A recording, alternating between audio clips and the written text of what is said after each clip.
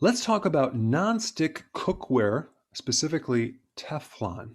So there's a lot of things that people grew up with that at first they seem to be totally safe, and then all of a sudden they're now this huge toxin.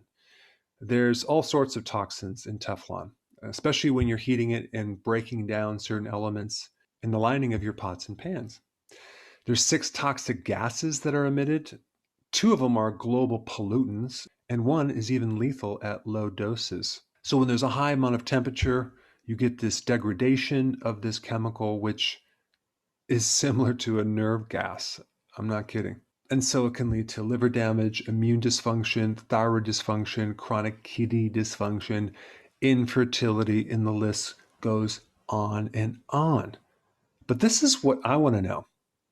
We've been using this for 70 years, and somewhat recently now it's a possible carcinogen.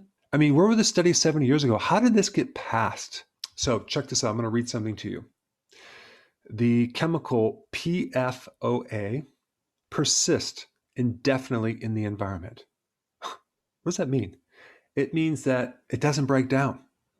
It's there forever. PFOA has been detected in the blood of many individuals in the general US population in the low and subparts per billion range, and levels are higher in chemical plant employees and surrounding subpopulations. Though those concentrations have decreased by 70% between 1999 and 2014, which coincides with the end of the production and phase out of PFOA in the US.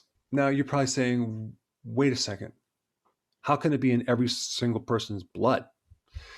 Well, check this out. The general population has been exposed to PFOA through massive dumping of C8 waste into the ocean and near the Ohio River Valley. So these chemicals tend to get into our environment, get into our food supply, and get into our bodies. So here's what you can do about it. The word is bile transformation. What is that? That is your body's ability to take these poisons and turn them into harmless particles through the liver. There are foods that you can be eating right now to help you break down these poisons and even plastics that are in your body. And you need to be consuming cruciferous vegetables on a regular basis, like the kale, the Brussels sprouts, the broccoli, the arugula, the radish. So if you are not familiar with those foods, I put a link down below. But cruciferous have the ability to decrease these poisons in your body. So it slowly gets rid of them without you feeling toxic, because it's almost impossible to avoid our toxic environment. You have to be doing things to constantly clean your body of these poisons.